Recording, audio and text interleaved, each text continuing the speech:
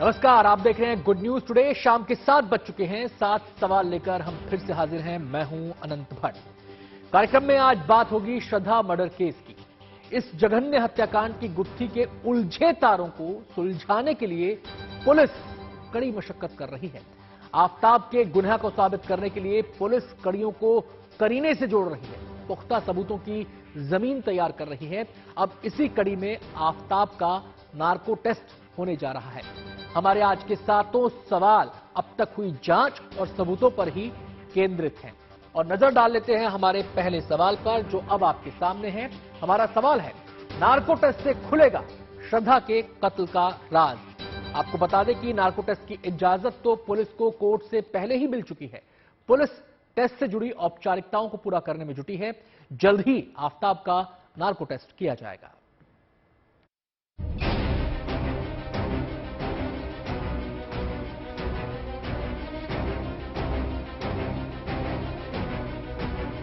श्रद्धा हत्याकांड की तफ्तीश में जुटी दिल्ली पुलिस इस गुनाह की परतों को बेपर्दा करने के लिए सबूतों की तलाश में जमीन आसमान एक किए हुए है।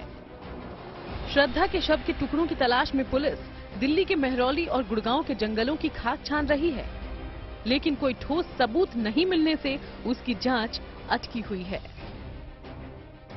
जांच को गति देने के लिए पुलिस अब आरोपी आफताब की कुंडली खंगालने के लिए नार्को टेस्ट का सहारा लेने जा रही है। पुलिस को इस टेस्ट को कराने की अनुमति कोर्ट से पहले ही मिल चुकी है। ऐसे में अब पुलिस इस महत्वपूर्ण टेस्ट से पहले की औपचारिकताओं को पूरा करने में जुटी है। एफएसएल टीम के assistant director doctor Sanjeev Gupta के मुताबिक नार्को टेस्ट की प्रक्रिया शुरू हो चुकी है। दिल्ली पुलिस और एफएसएल टीम के साथ डॉक्टर्स की टीम तैयारी में जुट गई है। इस टेस्ट से पहले आरोपी आफताब का मेडिकल टेस्ट किया जा रहा है। डॉक्टर गुप्ता के मुताबिक नार्को टेस्ट के जरिए पुलिस को इस जांच से जुड़ी कई महत्वपूर्ण जानकारियां मिल सकती हैं। कुछ एविडेंस क्रिमिनल के माइंड में होते हैं जी, उनको उगलवाने का एक तरीका है नार्को टेस्ट। अच्छा, तो अब क्या नार्को टेस्ट कोर्ट में एडमिसेबल है? हम अपने दर्शकों के लिए जानना चाहते हैं बहुत सरल भाषा में, क्या नार्को टेस्ट की अहमियत है अदालत में? नार्को टेस्ट से पुलिस को हेल्प मिलेगी। आफताब पिछले एक हफ्ते से लगातार बयान बदलकर दिल्ली पुलिस को उलझा रहा है। आफताब झूठ बोल रहा है या सच, इसका पता अब तक दिल्ली पुलिस नहीं लगा पाई है। ऐसे में पुलिस के सामने सबसे बड़ी चुनौती आफताब के शातिर दिमाग को डिकोड करने की है, और ये शायद नार्को टेस्ट से ही मुमकिन हो पाएगा। इसलिए 5 राज्यों में सबूत तलाशती पुलिस की उम्मीदें आफताब के नार्को टेस्ट पर टिकी हैं। नार्को टेस्ट के बाद पुलिस को इन सवालों के जवाब मिल सकते हैं, जिनका जवाब वो बेसब्री से तलाशने की कोशिश कर रही है। Body language, this is an unconscious state of mind. Investigating team prepares a questionnaire. Preliminarily, there was leading questions put up to the subject, and slowly, when they found that now it's a fit for answering the question in subconscious state, then they hit question. They put the hit questions. That just like, तो आपने चाकू कहाँ फेंक दिया, आपने श्रद्धा को क्यों मार दिया, आपके क्या रिलेशन थे उसके साथ में?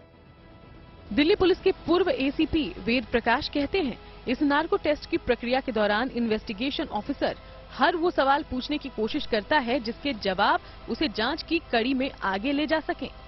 संभवतः पुलिस के सामने आरोपी ने गलत बयान दिया हो, ऐसे में वो सवाल उससे टेस्ट के दौरान पूछे जाते हैं ताकि सही जवाब निकाला जा सके। और ये भी कोशिश की जा सकती है कि हत्या से जुड़े सबूत, फिर चाहे वो हथियार हो या उसका मकसद, उसके बारे में सही आकलन किया जा सके। दिल्ली पुलिस ने नार्को टेस्ट के दौरान पूछे जाने वाले करीब 50 सवालों की फहरिस्त तैयार की है, जिनमें से कुछ अहम सवाल हैं। श्रद्धा के शव के टुकड़े करने वाला हथियार कहाँ है? श्रद्धा के शव के टुकड़ों को उसने कहाँ ठिकाने लगाया? श्रद्धा का सिर उसने किस जगह फेंका? हत्या के दौरान श्रद्धा ने जो कपड़े पहने थे वो कहाँ हैं? श्रद्धा का मोबाइल फोन कहाँ है? Narco means anesthetic, and in this test what is done is that we give an anesthetic agent to the patient so that he is in a very semi-conscious state of mind, and the investigators can then put up questions to the subject and wait for his answers to come. They may be right, they may be wrong. अस्पताल के MD और general physician doctor Saurabh Chaudhary कहते हैं, narco test से पहले काफी तैयारियां करनी होती हैं, जिसके तहत आरोपी की शारीरिक और मानसिक स्थिति का जायजा लिया जाता है और फिर उसे एनेस्थीसिया देकर नार्को टेस्ट के लिए तैयार किया जाता है। नार्को टेस्ट के दौरान पूरी प्रक्रिया की वीडियोग्राफी भी की जाएगी। श्रद्धा हत्याकांड की जांच में जुटे अधिकारियों के मुताबिक इस टेस्ट के बाद इस केस से जुड़े अहम सबूतों का खुलासा हो सकता है। लगभग 5 राज्यों में जो दायरा फैला है जांच का, वो इसलिए कि जो भी बयान उसने पुलिस के सामने दिए हैं, उसके इतर उन बयानों के साथ साथ ठोस सबूत, जो कि फिलहाल जिनकी दिल्ली पुलिस को दरकार है, क्योंकि अदालत में सिर्फ बयान मायने नहीं रखेंगे, जरूरत होगी ठोस सबूतों की। ऐसे में हर कड़ी, हर जगह जहां से भी श्रद्धा और आफ्ताब का किस्सा शुरू होता है या जिन कड़ियों को जोड़ता है, हर उस कड़ी की पेचीदगी तक दिल्ली पुलिस पहुंचना चाहती है। इसीलिए उसने अपना जांच का दायरा बढ़ाया है। इस पूरे मामले में आफ्ताब ने अब तक जिस तरह से अपने शातिराना अंदाज से सबूतों को मिटाया और पुलिस को भटकाया है, ऐसे में नार्को टेस्ट से पुलिस उससे सच उगलवा लेगी, इस पर संदेह बरकरार है। दिल्ली से अरविंद ओझा के साथ Ashutosh Mishra, good news today.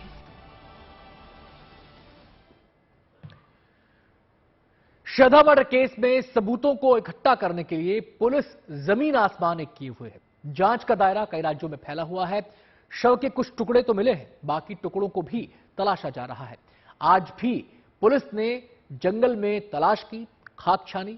नजर डाल लेते हैं हमारे दूसरे सवाल पर, और हमारा सवाल है, श्रद्धा मर्डर केस में पुलिस को आज क्या नए सबूत मिले? पिछले 9 दिनों की जांच में पुलिस ने पाया कि आफ्ताब अलग अलग मोबाइल का इस्तेमाल कर रहा था। पुलिस को इस बात का पता सामने आए बिलों से पता चला। आफ्ताब ने खरीदारी करते वक्त हर बिल में अलग अलग फोन नंबर लिखवाए थे। आइए देखते हैं इस पर क्या कहना है हमारे संवाददाता का। श्रद्धा मर्डर केस में पिछले 9 दिनों से दिल्ली पुलिस की जांच लगातार जारी है। न सिर्फ दिल्ली, बल्कि दिल्ली के बाहर गुड़गांव, इसके अलावा हिमाचल, उत्तराखंड और मुंबई में दिल्ली पुलिस की टीमें मौजूद हैं और वो एविडेंसेस की तलाश कर रही हैं। इस दौरान दिल्ली पुलिस ने अब तक 17 हड्डियां बरामद की हैं और इसके अलावा एक जबड़ा भी दिल्ली पुलिस को मिला है। लेकिन ये किसके हैं, ये अभी जांच होना बाकी है। श्रद्धा मर्डर केस की जांच जैसे जैसे आगे बढ़ रही है, कई नए पहलू सामने आ रहे हैं। आफ्ताब की शातिराना चालें भी पुलिस के लिए चुनौती बनी हुई है। आफ्ताब से पूछताछ में उसके नशा करने की बात भी सामने आई है। अब हमारा तीसरा सवाल अब आपके सामने है, और सवाल है, हिमाचल और ड्रग से क्या है श्रद्धा की हत्या का कनेक्शन? मसला केवल आफ्ताब के नशा करने का नहीं है। जांच में ड्रग तस्करों से आफ्ताब के कनेक्शन की भी बात सामने आ रही है। दरअसल उसके मोबाइल से पुलिस को हिमाचल के तोश के कई ड्रग तस्करों के नंबर मिले हैं। ऐसे में सुरागों की तलाश में पुलिस वहां भी पहुंच चुकी है।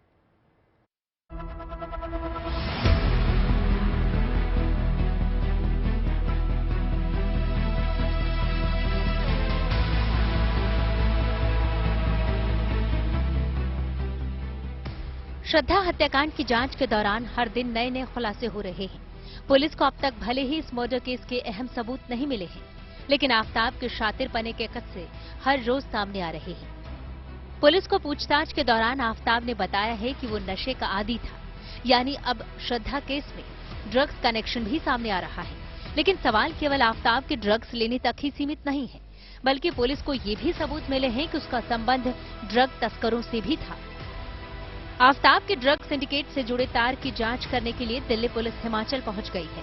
हिमाचल प्रदेश के कसौल बॉर्डर पर एक गांव है तोश। पुलिस इसी गांव में जांच के लिए पहुंची है। पुलिस सूत्रों की माने तो तोश में जांच के बाद पुलिस को कुछ अहम सबूत मिले हैं। श्रद्धा हत्याकांड की जांच में जुटी पुलिस के जांच का दायरा 5 राज्यों में पहुंच चुका है। दिल्ली, मुंबई और हरियाणा के साथ साथ उत्तराखंड और हिमाचल प्रदेश से भी इस मर्डर मिस्ट्री के तार जुड़ रहे हैं। जब पुलिस ने अपनी जांच आगे बढ़ाई तो पुलिस को पता चला कि श्रद्धा और आफ्ताब हिमाचल, उत्तराखंड के दौरे पर गए थे। इसी दौरान पता चला कि दोनों हिमाचल के तोश गांव के गेस्ट हाउस में कुछ दिन रुके थे। दिल्ली पुलिस आई थी, उन्होंने कहा कि यहाँ पर जो अभी लेटेस्ट में श्रद्धा का जो क्या नाम हुआ ना जी, श्रद्धा एक मर्डर केस हुआ दिल्ली में, तो उसके बारे में उनको इन्वेस्टिगेशन करनी थी। तो फिर यहाँ आए, वो हमारे से पूछताछ की उन्होंने काफी। तो जिस भी संदर्भ में पूछा तो मतलब हमने सब कुछ बताया उनको। जैसे व्हाट्सएप पे बात हुई थी और उनकी ऑनलाइन बुकिंग हुई थी, और वो यहाँ 6 अप्रैल को ठहरे थे सर। 6 अप्रैल को ठहरे तो 7 को वो ट्रैक करने ऊपर गए कहीं कुटला नाम की जगह पे, तो वहां पर कैंपिंग करी उन्होंने, तो 8 को वो निकल चुके थे नीचे को। पुलिस अब आफताब के तोश कनेक्शन की जांच में जुटी हुई है। दरअसल इससे पहले भी दिल्ली पुलिस सूत्रों से ये जानकारी सामने आई थी कि आफताब गांजे और चरस का आदी है। ऐसे में पुलिस इस बात की जांच कर रही है कि क्या आफताब ड्रग्स लेने के साथ साथ ड्रग्स की तस्करी में भी शामिल रहा है। पुलिस को ऐसा इसलिए लग रहा है क्योंकि आफताब के फोन से तोश के कई ड्रग तस्करों के नंबर दिल्ली पुलिस को मिले हैं। आफताब ड्रग्स का शौकीन था और तोश गांव में गांजा और चरस लेने के लिए वहां पर वो रुका था। कहीं ऐसा तो नहीं कि ड्रग्स पैडलर के तौर पर वो काम कर रहा था, और यही तमाम कनेक्शन के तौर पर दिल्ली पुलिस अब लगातार कोशिशें कर रही है कि जांच में जो पॉइंट्स सामने निकल के आ रहे हैं, जो भी चीजें सामने निकल के आ रही हैं, उनको जोड़ा जाए। जहां जहां गया था आफताब, श्रद्धा के साथ वहां पर जाकर जांच को आगे बढ़ाया जाए, और श्रद्धा की मौत के बाद भी आफताब का कहां कहां जाना इन्वॉल्वमेंट में था, वो किन किन लोगों से बात कर रहा था, उन लोगों से भी लगातार दिल्ली पुलिस पूछताछ में जुटी है और उनका पता निकालने की भी लगातार कोशिश दिल्ली पुलिस कर रही है। तोश हिमाचल का ऐसा गांव है जहां गांजे, चरस जैसे नशे के सामान बेहद आसानी से मिलते हैं। चूंकि यहां के गांव वाले गेस्ट का रिकॉर्ड नहीं रखते, इस वजह से ये नशे के शौकीनों की पसंदीदा जगह है। आफताब ने पुलिस को बताया है कि जिस दिन उसने श्रद्धा का कत्ल किया, उस दिन भी उसने नशा किया हुआ था, लेकिन कानून के जानकारों का मानना है कि हत्या के समय वो नशे की बात करके केस को घुमाने की कोशिश कर रहा है। आफताब का ये कहना है कि जब उसने क्राइम कमिट करी तो वो नशे की हालत में था, वो गांजा ले रहा था, और शायद वो कोशिश कर रहा है एक डिफेंस बनाने की कि जब उसने ये वारदात करी तब उसको पता नहीं था कि वो क्या कर रहा है। क्रिमिनल लॉ में मेंस रिया मतलब कि गिल्टी माइंड, मतलब कि जो आप कर रहे हो आपको मालूम होना चाहिए आप क्या कर रहे हो, गलत कर रहे हो, लॉ को तोड़ रहे हो।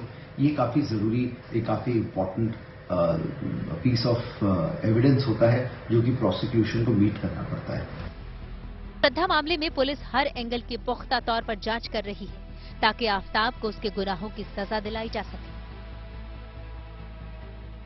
हिमांशु मिश्रा के साथ Varun Sinha, good news today. जब से इस केस में पुलिस की जांच शुरू हुई है, पूछताछ के दौरान ये तो साफ हो चुका है कि आफताब बेहद शातिर है। अपने गुनाह पर पर्दा डालने के लिए वो हर मुमकिन कोशिश कर रहा है। पुलिस सूत्रों की माने तो वो कई मोबाइल नंबरों का इस्तेमाल कर रहा था। अब देख लेते हैं हमारे चौथे सवाल को, और हमारा सवाल है, कई मोबाइल नंबरों का क्यों इस्तेमाल कर रहा था आफताब? गुड न्यूज टुडे को पता चला है कि आफताब 3 से 4 नंबरों का इस्तेमाल कर रहा था। इस बारे में और जानकारी दे रहे हैं साइबर एक्सपर्ट। तो एक बेसिक सैनिटी टेस्ट किया जा सकता है कि यदि उसने चलाया तो उसके पास क्रेडेंशियल्स थे क्या, उसका आईपी एड्रेस क्या था, कहां बैठ के वो चला रहा था, या उसने कोई पासवर्ड चेंज किया, या उसने कोई नंबर ऐड किया। तो अभी जो फॉरगेट पासवर्ड करके हम देख सकते हैं कि जो श्रद्धा का सोशल मीडिया है या फेसबुक है वो 2 नंबर से लिंक्ड है। एक नंबर उसका है, कंफर्म हो गया, लेकिन दूसरा किसका नंबर है, वो दूसरा नंबर बाद में ऐड किया है, श्रद्धा का ही नंबर था या ये आफताब ने किया है, ये जांच का विषय है। जो आफताब का सोशल मीडिया है वो भी 2 नंबरों से लिंक है, उसकी भी लास्ट की 2 डिजिट हम आसानी से देख सकते हैं, लेकिन जो आफताब का नंबर पुलिस के पास है वो अलग है। तो फिर ये 2 नंबर कौन से हैं? इससे साफ साफ साबित होता है कि उसके पास 3 मोबाइल फोन कम से कम थे, और 3 मोबाइल सिम नंबर यदि वो यूज कर रहा है तो उसके पास 2 फोन तो होने चाहिए। श्रद्धा मर्डर केस की गुत्थी को सुलझाने के लिए पुलिस के सामने सबसे बड़ी चुनौती है पुख्ता सबूतों की तलाश, और फिर उन सबूतों के सहारे कड़ियों को जोड़कर पूरी तस्वीर सामने रखना। इसके लिए पुलिस जंगल को तो खंगाल ही रही है, अब एक तालाब भी उसकी जांच के दायरे में है। हमारा 5वां सवाल अब आपका सामने है, और हमारा सवाल है, श्रद्धा केस की जांच कर रही पुलिस को मैदानगढ़ी के तालाब में क्या मिला? पुलिस सूत्रों के मुताबिक आफताब ने कबूला है कि उसने मर्डर के बाद श्रद्धा के सिर को मैदानगढ़ी के तालाब में फेंका था। अब वहां से गोताखोरों की मदद से सिर की तलाश की जा रही है।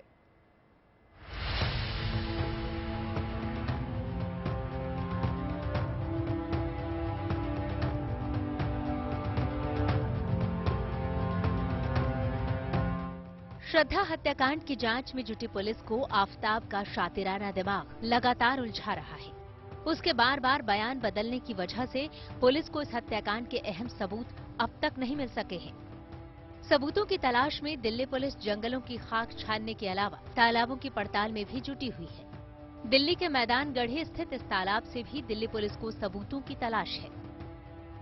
दरअसल आफताब ने फिर कुछ ऐसे खुलासे किए हैं जिससे दिल्ली पुलिस की नजर मैदान गढ़ी के इस तालाब पर टिकी हुई है। दिल्ली पुलिस के सूत्रों का कहना है कि आफताब ने कबूला है कि उसने कत्ल के बाद श्रद्धा का सिर मैदान गढ़ी के इसी तालाब में फेंका था। दिल्ली पुलिस रविवार को आफताब को इस तालाब के किनारे लेकर आई थी। उसके इस तालाब में श्रद्धा के सिर फेंकने की तस्दीक करने के बाद ही रविवार को पुलिस ने इस तालाब को खाली कराने की कोशिश की। इसके लिए बड़ी बड़ी मशीनें तैनात की गई, लेकिन इस तालाब को पूरी तरह से खाली नहीं कराया जा सका। लिहाजा गोताखोर श्रद्धा के सिर की तलाश में तालाब का चप्पा चप्पा छान रहे हैं। इस वक्त हम मौजूद हैं दिल्ली के मैदान गढ़ी इलाके में, और मैदान गढ़ी इलाके का ये आप तालाब देख रहे हैं। दरअसल इस तालाब पर दिल्ली पुलिस की टीम पहुंची थी और यहां पर लेके आने वाला उनका कोई और नहीं बल्कि आफताब था। दरअसल आफताब से पूछताछ में पुलिस को इस बात की जानकारी मिली कि यहां पर उसने श्रद्धा के शव के कुछ टुकड़े, जिसमें पुलिस को यह अंदेशा हुआ कि शायद उसने सिर का हिस्सा इस तालाब में फेंका है। और पुलिस जब उसके लोकेशन खंगाल रही थी आफताब के, तो मैदान गढ़ी का ये इलाका भी निकला था, जिसके बाद दिल्ली पुलिस की टीम यहां पर पहुंची।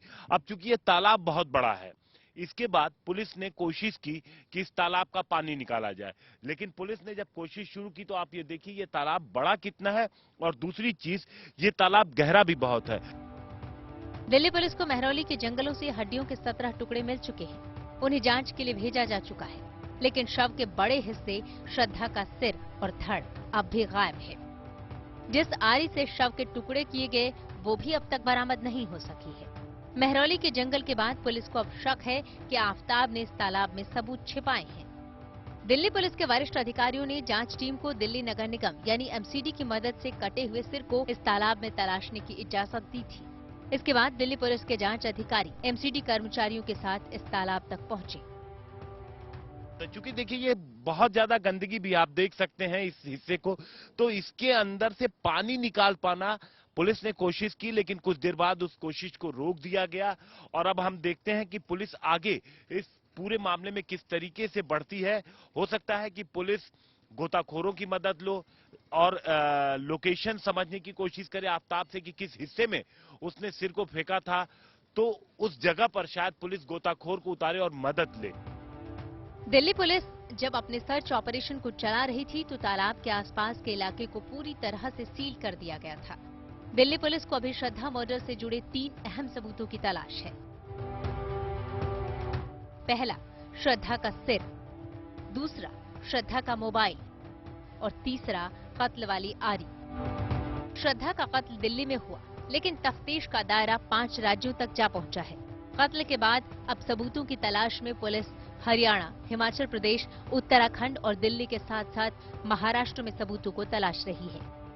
आफताब की 5 दिन की पुलिस कस्टडी मंगलवार यानी कल खत्म हो रही है, लेकिन हत्याकांड से जुड़े सबूतों की तलाश अब तक पुलिस पूरा नहीं कर सकी है।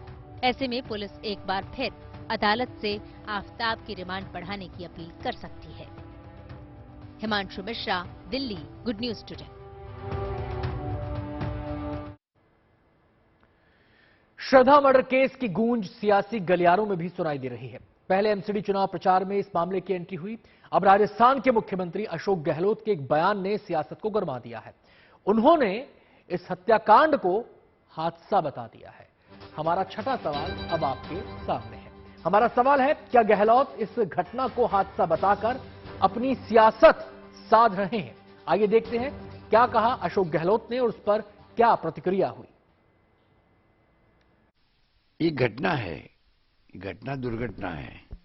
ये तो नाम दे दिए गए हैं, नाम दे दिए गए हैं, जुमले कर दिए गए हैं, जुमले कर दिए गए हैं। आप इसको किसी रूप में ले लीजिए, ये तो कोई नई बात नहीं। सदियों से इंटरकास्ट, इंटर धर्म के नाम पे जो शादी होती है, कोई नई बात तो नहीं है। पर जब आपने टारगेट बना दिया एक कौम को, एक धर्म को, उसके आधार पे आपकी राजनीति चल रही है देश के अंदर, उसका फायदा आपको मिल रहा है। क्योंकि धर्म के नाम पर, जाति के नाम पर इकट्ठा करना हो, संगठित करना हो, मॉब क्रिएट करना हो तो बड़ा आसान काम है। आग लगाना बड़ा आसान है, आग को बुझाने में वक्त लगता है। मुख्यमंत्री हैं, इस तरह का बयान देश को शर्मसार करने वाला बयान है। दिल्ली पुलिस श्रद्धा मर्डर केस की जांच में जुटी है, लेकिन इस बीच इस मामले की सीबीआई जांच की मांग भी होने लगी है। ये मामला दिल्ली हाईकोर्ट तक पहुंच गया है। एक वकील ने मामले की सीबीआई जांच की मांग की है। हमारा 7वां और आखिरी सवाल अब आपके सामने है और हमारा सवाल है, क्यों हो रही है श्रद्धा केस की सीबीआई जांच की मांग? आपको दिखाते हैं कि इस मामले में याचिकाकर्ता क्या कह रहे हैं और क्या है उनकी पूरी मांग। आफ्ताब श्रद्धा जो मर्डर केस है, जिसमें आफ्ताब ने बड़े साइंटिफिक तरीके से वेल प्लान करके उसका मर्डर किया मई में और उसके 35 टुकड़े किए। अब जब दिल्ली पुलिस उसके इन्वेस्टिगेशन कर रही है तो जो दिल्ली पुलिस का इन्वेस्टिगेशन का तरीका है वो एक लेमैन की तरह है कि आफ्ताब बताता है, वो ढूंढने चले जाते हैं। तो 9 दिन बीत चुके हैं, अभी तक कोई पुख्ता सबूत नहीं मिला है। तो और दिल्ली पुलिस हैंडीकैप है, इसके पास पूरे साइंटिफिक मेथड नहीं है, इनकी जो टीम है वो भी वेल ट्रेंड नहीं है। इसको हम सीबीआई इंक्वायरी चाहते हैं, इसलिए जोशिनी तुली जो एडवोकेट है दिल्ली हाई कोर्ट की, उन्होंने आज PIL फाइल की है बिफोर द चीफ जस्टिस, जिसमें हमने मांगा है कि सीबीआई इस केस को इंक्वायरी करे, क्योंकि सीबीआई इज वेल इक्विप्ड और उसमें FSL रिपोर्ट आने में कोई दिक्कत नहीं होती। नॉर्मल पुलिस में काफी देर लगती है और इसको नॉर्मल केस नहीं लिया जाए, क्योंकि अगर इसको सबूत मिटा दिए जाएं। कार्यक्रम में आज इतना ही, कल फिर मुलाकात होगी।